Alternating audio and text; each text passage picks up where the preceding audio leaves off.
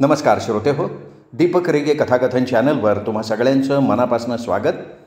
श्रोते हो, तुम्ही ऐकताय सुरेश वैद्य यांची सायली ही कादंबरी. आज भाग दुसरा आहे.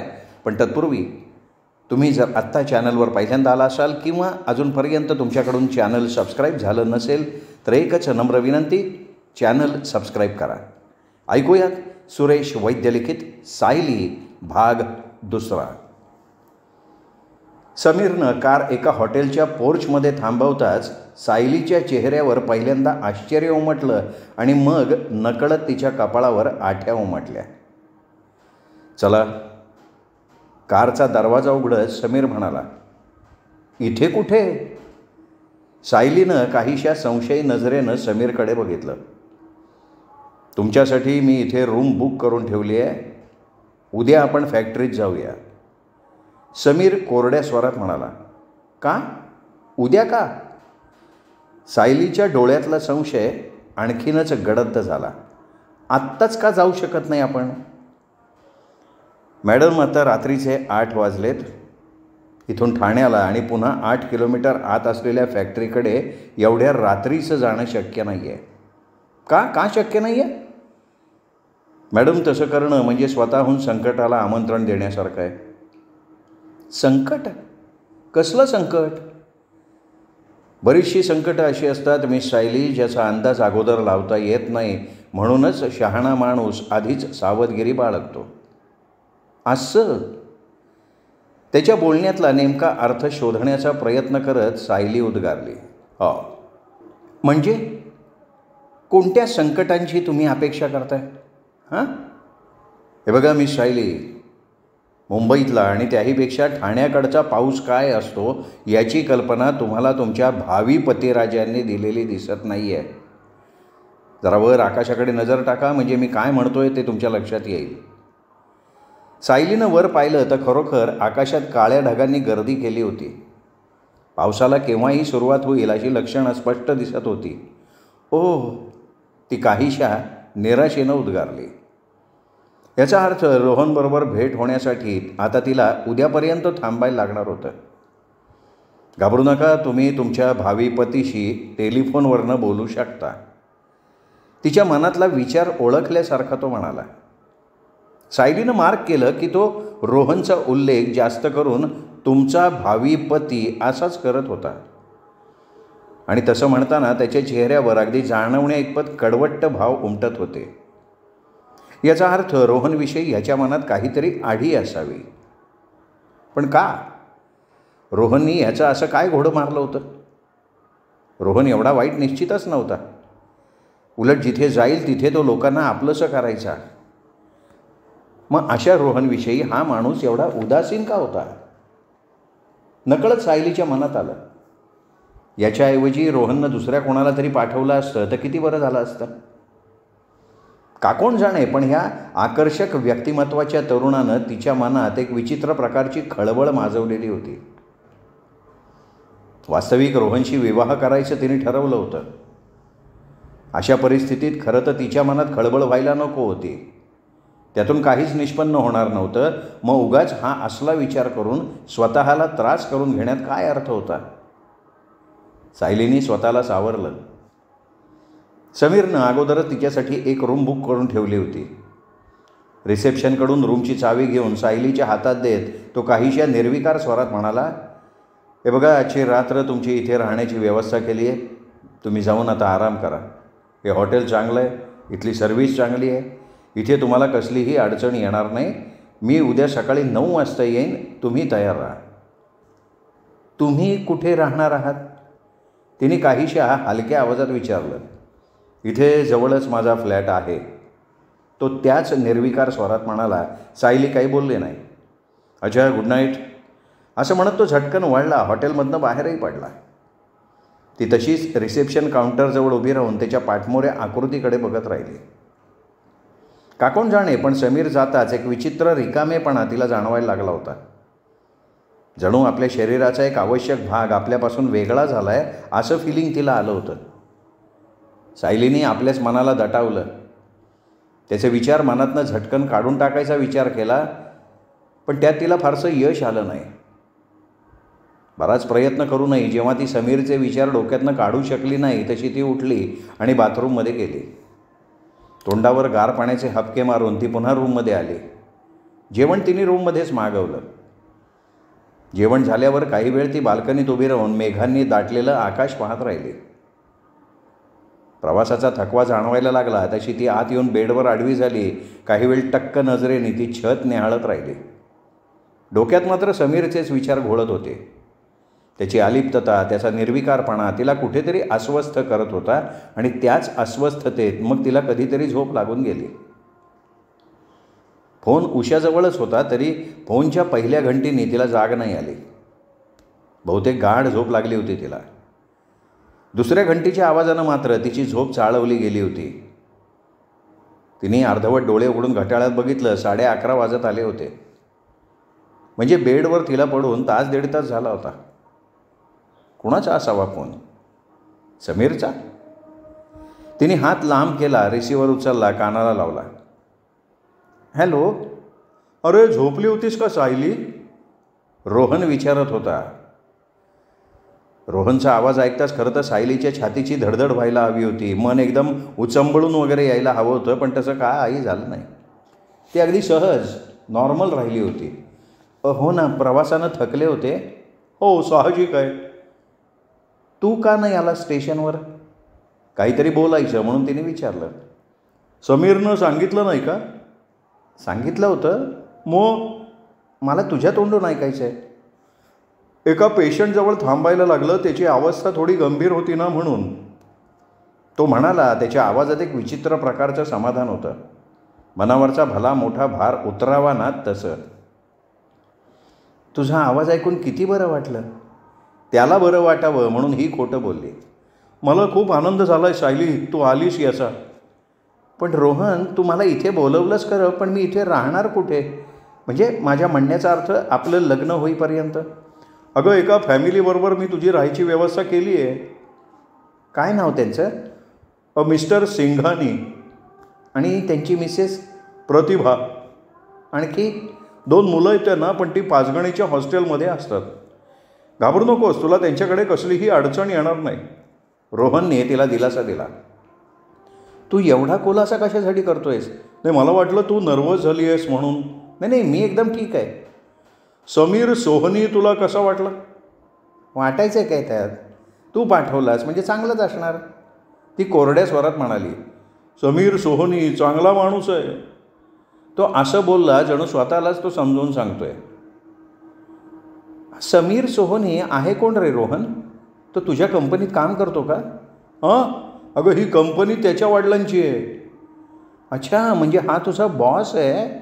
हो, पण त्याला आपल्या कंपनीची अजिबात काळजी नाही आहे. तो नुसताच नफ्याचा भागीदार आहे. मिळणारा पैसा खर्च करण्याचे फक्त मार्ग शोधत असतो तो. रोहनच्या आवाजात एक विचित्र प्रकारची आढी जाणवत होती. रोहन, हा माणूस तुला आवडत नसावा असं दिसतंय. आम्हा दोघांना कसल्याही प्रकारचं साम्य नाही आहे. माझ्याविषयी त्याच्या मनात आढी आहे आणि मलाही त्याची फारशी पर्वा नाही आहे. अरे मग असं होतं तर मग तू त्याला का पाठवलं स्टेशनवर? कारण त्यावेळी मोकळा असा तोच होता, बाकी सगळे कामात होते. अच्छा अच्छा अच्छा. आणि तू आत्ता कुठून बोलतोयस? माझ्या फ्लॅटमधनं. तुला हा फ्लॅट आवडेल याची मला खात्री आहे. नवीनच आहे, चांगला मोठा आहे. मी अजून फारसं काही खरेदी केलेलं नाही आहे. ती सगळी जबाबदारी तुझी. विवाहाचा मुहूर्त साधारण 2 महिन्यांनंतरचा काढला आहे. तोवर तुलाही इथल्या वातावरणाशी जुळवून घेण्यासाठी अवधी मिळेल. मिसेस सिंघाणी म्हणत होती की ती तुला मदत करेल. सगळं काही आजच आणि फोनवरच सांगणार आहेस का? रोहन, प्रत्यक्ष भेटीत बोलण्यासाठी काही ठेवणार नाही आहेस का रे? ती हलके हसत म्हणाली. खरं सांगू का सायली, मला तर वाटतं ह्या क्षणी पंख लावून उडत उडत तुझ्याकडे यावं आणि तुला आपली पत्नी बनवून इकडे घेऊन यावं. त्याच्या त्या बोलण्यानं खरं तर सायली लाजून चूर व्हायला हवी होती. तिची छाती त्या कल्पनेनं धडधडायला हवी होती, पण तसं काहीही झालं नाही. उलट तिच्या कपाळावर आठ्या उमटल्या. स्वतःवर संयम ठेवत ती काहीशा निर्विकार स्वरात म्हणाली. माझा तर अजून विश्वास बसत नाही आहे की मी या क्षणी मुंबईत आहे. अगं, विश्वास तर माझाही बसत नाही आहे. अजूनही वाटतं हे सगळं स्वप्न आहे आणि मी स्वप्नात तुझ्याशी बोलतोय. सायली, माझं तुझ्यावर किती प्रेम आहे याची तू कल्पनाही करू शकणार नाहीस. तिकडून आल्यापासून मी तुला किती मिस करत होतो डार्लिंग. तो भावना विवश होऊन बोलत होता. सायलीच्या मनात आलं आपणही असंच काहीतरी बोलावं, निदान आपल्या मनाला तरी समजवावं की तीही रोहनवर प्रेम करते आहे. त्याच्यासाठीच ती इंदोर सोडून इथे आली आहे. पण तसं काही ती करू शकली नाही. प्रयत्न करूनही रोहनविषयीच्या उत्कट भावना ती आपल्या मनात जागृत करू शकली नाही. उलट रोहनच्या त्या बोलण्यानं ती काहीशी बोर झाल्यासारखी झाली होती. काय झालं सावली, बोलत का नाही आहेस तू? झोपलीस का काय? रोहनच्या आवाजानं ती भानावर आली. अरे हो ना रोहन, प्रवासाने फार थकायला झालं आहे ना रे. ओके, मग मी फोन बंद करतो, तू शांत झोप. उद्या सकाळी मी येते तिकडे, तू कुठे जाऊ नकोस. नाही जाणार, डोळ्यात प्राण आणून तुझी वाट बघीन मी. Good night Rohan. असं म्हणत तिने रिसिव्हर क्रेडलवर ठेवला. ती पुन्हा बेडवर आडवी झाली. झोपण्यासाठी तिने डोळे मिटले तर डोळ्यांसमोर समीर सोहनीचा चेहरा उभा राहिला होता.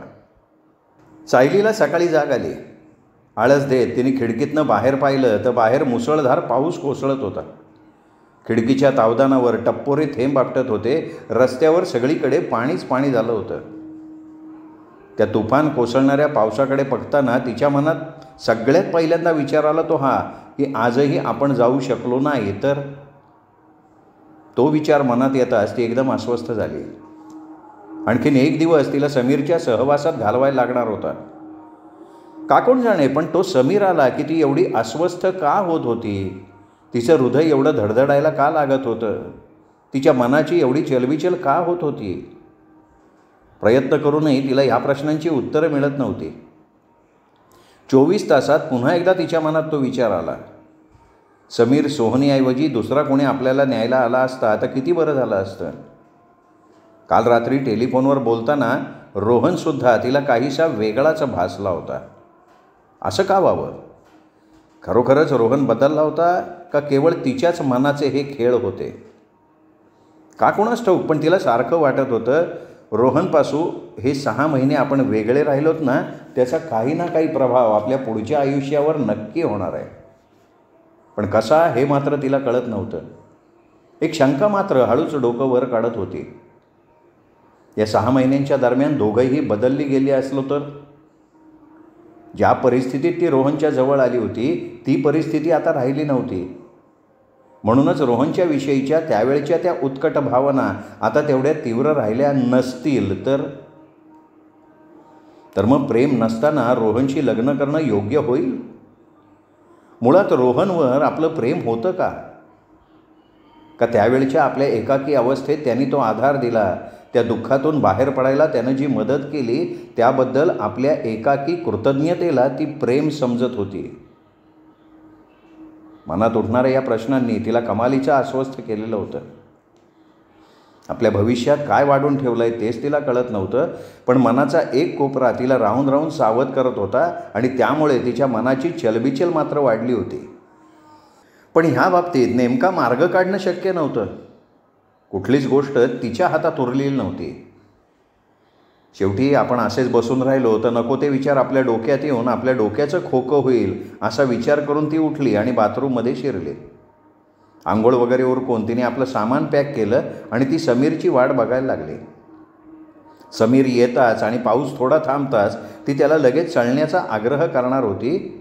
पण ह्या एवढ्या पावसात समीर येईल? तिच्या मनात विचार आला. काय गरज पडली आहे त्याला आपल्यासाठी एवढ्या पावसात तडफडत यायची? तो तर चांगला आपल्या घरात उबदार वातावरणात गुरफटून बसला असेल, त्याला थोडीच आपली पर्वा असणार. आपण मात्र. त्याचवेळी रूमच्या दारावर टकटक झाली. सायलीनं उठून दरवाजा उघडला. दारात रुंबॉय उभा होता.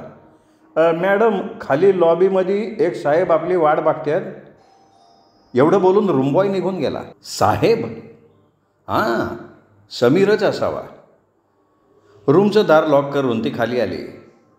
हॉटेलच्या लॉबीमधल्या एका सोफ्यावर समीर तिची वाट बघत बसला होता. तिला बघताच तो मोठ्या अदबीनं उभा राहत म्हणाला, good morning miss Sayali. Good morning. तुमची हरकत नसेल तर एक बोलू का? हो बोला. प्रत्येक वेळी तुम्हाला मिस सायली म्हणून संबोधणं थोडं अवघड जात आहे. तिने नुसतंच भुवया उंचावून त्याच्याकडे बघितलं. मी तुम्हाला नुसतं सायली म्हटलं तर चालेल? तिने काही न बोलता नुसतंच कपाळावर आठ्या घालत त्याच्याकडे बघितलं. तुमच्या परवानगीशिवाय मी तुम्हाला सायली म्हणणार नाही. तिच्या चेहऱ्यावरची नाराजी ओळखून तो म्हणाला. ती काही बोलली नाही. थोड्या वेळानं विलक्षण अलिप्त स्वरात तिने विचारलं, आपण केव्हा निघायचं? जेव्हा पाऊस थांबेल तेव्हा. पाऊस केव्हा थांबणार? आता ते तर पावसालाच माहिती. किंवा त्यांनी वाक्य अर्धवट सोडलं आणि एखाद्या खोडकर मुलासारखा तो तिच्याकडे बघायला लागला. किंवा काय? हवामान खात्याला, असं म्हणत तो हलकेच हसला. सायली काहीशी चिडल्यासारखी झाली, पण तरीही त्याचं हसणं तिला भावून गेलं होतं. तुम्ही माझ्या प्रश्नाचं उत्तर नाही दिलं. समीर तिच्याकडे एकटक नजरेनं बघत म्हणाला. कोणता प्रश्न? तुम्हाला सायली म्हटलं तर चालेल का ह्या प्रश्नाचं. आता तुम्ही ठरवलंच आहे तर माझी परवानगी कशासाठी मागताय? तुम्हाला आवडेल? पुन्हा तेच, माझ्या आवडण्याचा प्रश्नच कुठे येतो आहे? तर मग मी तुम्हाला नुसतं सायली म्हणू शकतो तर. तुमची इच्छा. ती विषय टाळण्याच्या हेतूनं म्हणाली. थँक्स. सायलीने काही उत्तर दिलं नाही. तिलाही त्याच्यापासून उत्तराची अपेक्षा नव्हतीच. एक गोष्ट मात्र सायलीलाही मनोमन मान्य करावी लागली होती. समीरच्या तोंडून सायली ऐकणं तिला कुठेतरी आवडून गेलं होतं. तुम्ही मुंबईत पहिल्यांदाच आलेले आहात का? हो. अरे वा. पहिल्यांदा आले असू नये तुम्ही अगदी सराईतासारख्या वावरताय. काल स्टेशनवर पाहिलं ना मी. तुमच्या वागण्या बोलण्यात कसलाही वावचळलेलेपणा नव्हता. नाहीतर नव्यानं मुंबईत आलेला माणूस अक्षरशः बावरून जातो. ती नुसतीच हसली. ही गोष्ट तिला जाणवली होती. सुरुवातीला गाडी जेव्हा मुंबईजवळ आली होती तेव्हा तिच्या मनात जी एक प्रकारची उत्सुकता होती, जे दडपण जाणवत होतं, ते आता तेवढं तीव्र राहिलेलं नव्हतं. अचानक तिला जाणवलं की समीर तिला काहीतरी विचारत होता. तुम्ही काही म्हणालात का? त्याच्याकडे बघत तिने काहीशा ओशाळवाण्या आवाजात विचारलं. अहो तसं मी बरंच काही म्हणालो, पण तुमचं लक्ष कुठे होतं? कसला विचार करत होतात तुम्ही? छे हो, कुठे काय. माझा नाही विश्वास बसत. तो आपले खांदे उडवत म्हणाला. मला विचाराल तर तुम्ही आपल्या भावी पतीच्या विचारात हरवून गेला होतात, खरं आहे का नाही? खरं सांगायचं तर हो. ती उगाचच खोटं बोलली. तिच्या त्या उत्तरानं समीरचा चेहरा काहीसा उतरल्यासारखा झाला. खरोखरच उतरला का ती तिच्या मनातली कल्पना होती हे तिला नीटसं ठरवता नाही आलं. पाऊस लवकर थांबेल असं मला वाटत नाही. विषय बदलत तो म्हणाला. म्हणजे? म्हणजे असं की मुंबईत हा एवढा पाऊस तर ठाण्यात कसा असेल? आणि या अशा पावसात एवढं लांब जाणं फार कठीण आहे. मग आता काय? आता पाऊस थांबेपर्यंत आपल्यालाही थांबावं लागणार. मला कल्पना आहे असं एका जागी बसून तुम्ही फार बोर होणार, पण त्यावर आपण काहीतरी उपाय शोधून काढू. तुमच्याकडे कोणता उपाय आहे? त्याला काय सुचवायचं आहे हे जाणून घेण्यासाठी तिने विचारलं. मला वाटतं आपण एखादा पिक्चर बघायला जावं.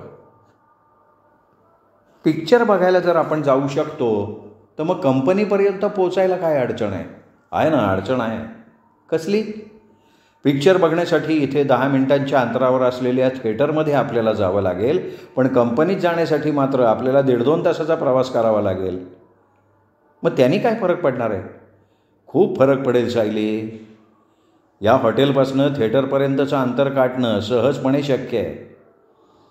अच्छा, आणि फॅक्टरीपर्यंतचं अंतर तोडताना तुमचीच कार बुडण्याची शक्यता आहे असं ना? ती काहीशा उपरोधिकपणे म्हणाली. हां, शक्यता आहे. तो अतिशय गंभीरपणे मान डोलवत म्हणाला. म्हणजे?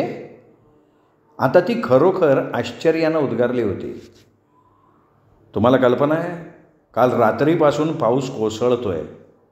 काय? तिला खरोखर याची कल्पना नव्हती. हो, आणि आपल्या फॅक्टरीकडे जाणारा रस्ता फारसा चांगला नाही आहे. अशा पावसात त्या रस्त्यानं जाणं म्हणजे आगीतून उठून फुफाट्यात पडण्यासारखं आहे. त्यामुळे पाऊस थांबल्यानंतर तासाभरानं आपण निघू. तोवर रस्त्यावरचं पाणी हे हटून वाहन चालवण्याइतपत स्थिती निर्माण होईल. सायलीला आता काय करावं ते सुचत नव्हतं. ती या शहरात एकदम नवीन होती, त्यामुळे समीर सोहनीच्या बोलण्याकडे दुर्लक्ष करून एकटीनंच जाण्याचं धाडसही तिला करता येत नव्हतं. साहजिकच समीर सोहनीच्या तंत्रानं वागण्याशिवाय तिच्यापुढे दुसरा पर्याय नव्हता. पण तुम्ही एवढ्या नर्वस का झालेले आहात? तिच्याकडे एकटक बघत तो म्हणाला. मी छे हो. नाही कसं, तुमचा चेहरा सांगतोय. तुमची तब्येत ठीक आहे ना? हो. मग अहो सांगितलं ना काही नाही. तुम्हाला माझी भीती वाटते आहे का? तुम्हाला माझ्याबद्दल कोणी काही सांगितलं आहे का? हे बघा, मी कोण्या सांगण्याची न सांगण्याची पर्वा करत नाही. नाही ते ठीक आहे, पण तशी जर काही भीती तुमच्या मनात असेल तर ती काढून टाका. लक्षात घ्या, माझ्यापासून तुम्हाला कसलाही धोका नाही आहे. तुमचा काहीतरी गैरसमज झाला आहे मिस्टर सोहने. शक्य आहे. खरं तर मी आपल्या सहकार्याच्या भावी पत्नीची जास्त काळजी घ्यायला हवी होती. त्याच्या आवाजातला छदमीपणा तिला अगदी स्पष्ट जाणवला. तुम्ही रोहनचे सहकारी नाही आहात याची मला कल्पना आहे. अरे हां, खरंच की, मी तर विसरून गेलो. तुमचं फोनवर बोलणं झालंच असणार ना. आणि तुमच्या भावी पतीनं माझ्यापासून सावध राहण्याचा इशारा तुम्हाला दिलाच असणार. तुम्ही हे नक्की मला विचारताय का केवळ अंदाजपंचे खडा टाकून बघताय? नाही, माझा हा आपला अंदाज आहे. मग तुमचा अंदाज चुकीचा आहे. असला कसलाही इशारा मला त्यांनी दिलेला नाही. आश्चर्य आहे. कसलं आश्चर्य? आश्चर्य अशासाठी की तुमच्या भावी पतीनं माझ्याविरुद्ध तुम्हाला काहीच सांगितलं नाही. तुम्ही त्याला एवढ्या खालच्या पातळीचे का समजताय? तुम्ही नाही समजत. हे बघा, तसं काही समजण्याची मला काहीही आवश्यकता नाही आहे. का बरं? कारण रोहन कसा आहे हे मला चांगलं माहिती आहे. अच्छा, म्हणजे तुम्हाला माहिती आहे. खूप चांगल्या प्रकारे माहिती आहे. ठीक आहे, हळूहळू कळेल तुम्हाला काय ते नक्की.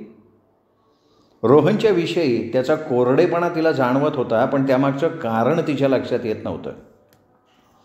मला समजलं नाही तुम्हाला काय म्हणायचं आहे. वेळ आली ना की ते सुद्धा समजेल. तुमची हरकत नसेल तर आपण दुसऱ्या एखाद्या विषयावर बोलायचं? माझी कुठल्याही विषयावर बोलायची तयारी आहे. तर मग कृपा करून हा विषय आपण इथेच थांबवू. ठीक आहे. मग आता तुम्ही सांगा की अशा पावसात वेळ घालवण्यासाठी इथे काय केलं जातं? टोमणा मारताय का तुम्ही? आता ह्या टोमणा मारल्यासारखं काय आहे? आणि तसं काही करायचा मला अधिकार तरी काय आहे? बघा, पुन्हा आपण भलताच विषय पकडला आहे.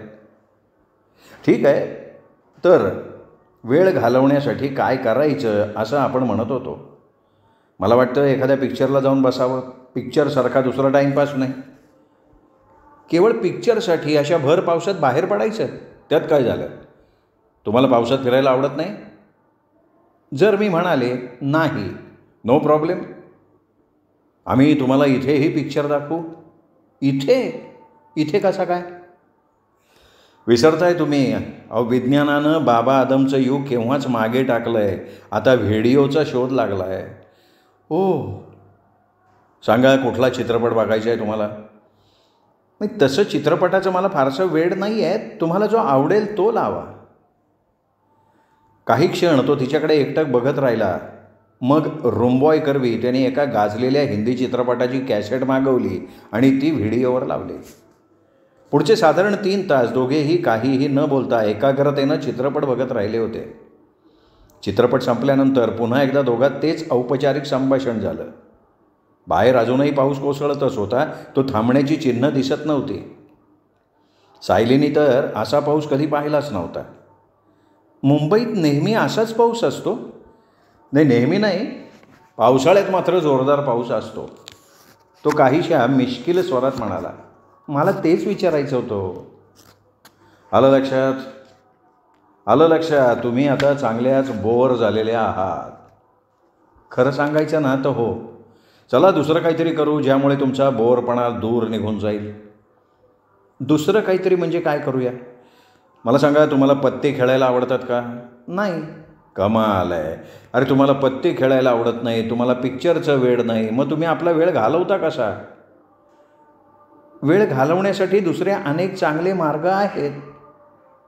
अच्छा. तुम्हाला वाचनाची आवड आहे? हो. कोणता लेखन प्रकार जास्त आवडतो? कादंबरी. कोणत्या कादंबरी? कोणत्या म्हणजे काय? जशा असतात तशा. नाही, माझ्या म्हणण्याचा अर्थ आहे सामाजिक, ऐतिहासिक, रहस्य. नाही, तसा मला कुठलाही विषय वर्ज नाही आहे, पण जास्त करून सामाजिक आणि मानसशास्त्रावर आधारलेल्या कादंबऱ्या आवडतात. अच्छा. मग तुम्हाला माझ्या लायब्ररीला भेट देणं नक्की आवडेल. म्हणजे तुमच्याकडे लायब्ररीसुद्धा आहे? का? असू शकत नाही. नाही नाही, तसं नाही. तसं नाही तर मग तुम्हाला एवढं आश्चर्य का वाटलं? खरं सांगायचं ना तर आजकाल घरात लायब्ररी ठेवण्याची एक फॅशनच झाली आहे. घरात जसा सोफा असतो, शोकेस असते, तशी एक लायब्ररी, तीसुद्धा एक शोची वस्तू झाली आहे.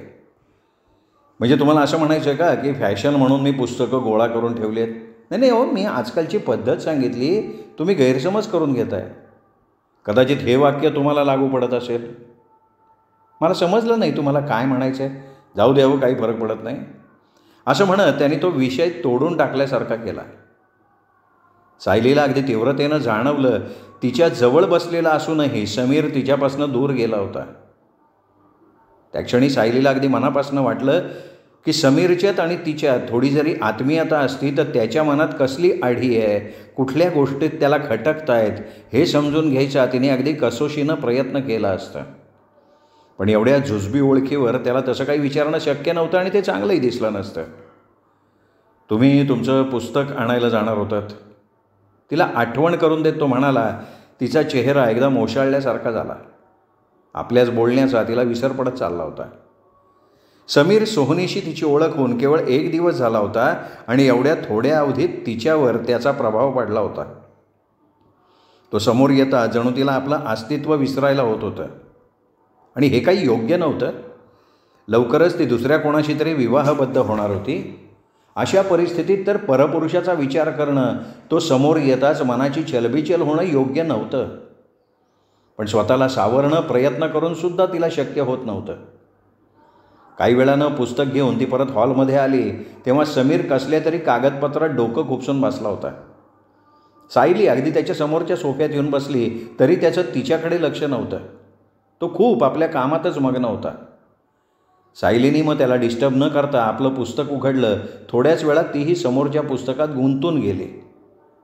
बऱ्याच वेळानं समीरनं कागदपत्रातनं मान वर केली तेव्हा अगदी एकाग्रतेनं पुस्तक वाचत असलेली सायली त्याला दिसली. नकळत नजर बांधल्या गेल्यासारखा तो तिच्याकडे बघत राहिला. मोठे मोठे काळेभोर डोळे, गालाला स्पर्शणाऱ्या केसांच्या 2-3 बटा, ओठांना पडलेली मुरड आणि ह्या क्षणी असलेले चेहऱ्यावरचे गंभीर भाव. कुणालाही वेड लावेल असं ते समोरचं लोभसवाणं सौंदर्य बघताना मनाला आवर घालणं किती कठीण होतं त्याला. समीरनं भानावर येत मानेला झटका दिला. छे, हा कसला मूर्खपणा चालवला होता त्याने. या पोरीविषयी असले मधुर विचार येण्यामागचा अर्थ काय? नकळत तो तिच्या प्रेमात वगैरे तर पडला नव्हता, पण कुठल्याही पोरीच्या प्रेमात न पडण्याची शपथ तर त्याने यापूर्वीच घेतली होती ना. मग आता सायलीकडे बघताना त्याच्या मनात जी उलथापालथ चालली होती त्याला प्रेम नाही म्हणायचं तर मग काय म्हणायचं? नाही, काहीही झालं तरी त्याला प्रेमाच्या बंधनात स्वतःला बांधून घ्यायचं नव्हतं आणि तेही ह्या मुलीच्या प्रेमात तर अजिबात नव्हतं. असं काय बघताय तुम्ही?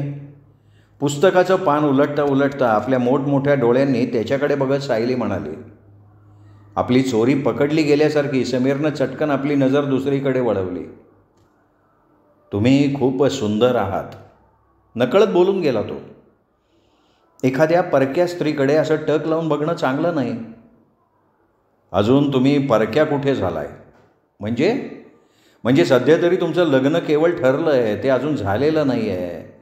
जेव्हा ते होईल तेव्हा फार तर तुम्हाला परक्या स्त्रीच्या पंक्तीत बसवता येईल.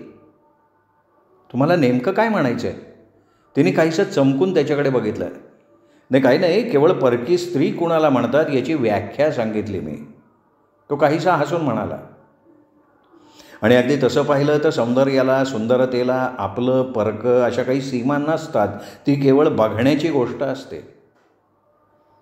हा विषय काढला म्हणून सायली मनातल्या मनात स्वतःवरच चिडली. नाही, हे बघा, हा विषय काढला म्हणून स्वतःवर चिडू नका तुम्ही. तिच्या मनातले विचार वाचल्यासारखं समीर म्हणाला. विषयाला कुठे कसा फाटा फुटेल हे आधी तुम्हाला थोडंच माहिती होतं. तुम्ही माझी चेष्टा करताय का माझी टर उडवू बघताय मिस्टर सोहनी? तुम्हाला खरं जाणून घ्यायचं आहे? मग खरं सांगायचं ना तर मी तुमची चेष्टा करतोय ना तुमची टर उडवतोय. पण तुमच्या बोलण्यावरनं तरी असंच वाटतंय. स्तुतीबद्दल आभारी आहे. मी स्तुती करत नाही आहे तुमची, मग काही हरकत नाही. माझ्यावर केलेल्या टीकेबद्दल आभार. कमाल आहे. कसली स्तुती आणि टीका, यात कसला फरक दिसत नाही का तुम्हाला? कसं काय? स्तुती आणि टीका दोन्हीही माणसाच्या चांगल्यासाठी असतात. अर्थात त्या दृष्टिकोनातनं माणसानं विचार केला तर. बरोबर आहे. जो माणूस आपल्यावर होणाऱ्या टीकेची पर्वा करत नाही तोच खऱ्या अर्थानं आदर्श माणूस म्हणायला हवा असं वाटतं. कमीत कमी आपलं आयुष्य तो आपल्या पद्धतीनं जगतो. मी ह्याच्याशी सहमत नाही आहे. माझ्या मते केवळ टीकेसाठी म्हणून केल्या गेलेल्या टीकेकडे दुर्लक्षच करायला हवं. फक्त आपल्या चुकीवर किंवा आपल्यात असलेल्या एखाद्या कमतरतेवर केल्या गेलेल्या टीकेची मात्र दखल घ्यायला हवी आणि ती चूक किंवा ती कमतरता दूर करण्याचा प्रयत्न करायला हवा. काही अंशी तुमच्या ह्या मताशी सहमत आहे मी, पण एक गोष्ट तुम्ही लक्षात घ्यायला हवी. जगात सगळी माणसं एकसारखी नसतात. काही जण जिथे आवश्यकता असते तिथे स्तुती किंवा टीका करतात. त्यांचा हेतू प्रामाणिक असतो आणि त्यांच्या प्रामाणिकपणाची तुम्ही शंका घ्यायची नसते. आणि अशा काही जणांपैकी तुम्ही एक आहात, असंच ना? नाही, अशा लोकांची निवड करणं तुमच्यावर अवलंबून आहे आणि मला वाटतं अशा लोकांना तुम्हीही महत्त्व देत असणार. माझ्या दृष्टीनं महत्त्वपूर्ण असलेल्या अशा लोकात तुम्ही स्वतःला सामील करून घेत नाही. ते ठरवणं माझं काम नाही आहे. मानलं पाहिजे तुम्हाला. तुम्ही नुसत्या सुंदरच नाही तर हुशारसुद्धा आहात. परमेश्वराची कृपा आहे. का? परमेश्वराची कृपा का? कारण परमेश्वरानं तेवढी अक्कल मला दिली आहे म्हणून. तसं नसतं तर तुमच्या चेष्टेचं कारण मी नक्की बनले असते. कोणाच्या कामी येणं, त्याच्या उपयोगी पडणं तुम्हाला आवडत नाही?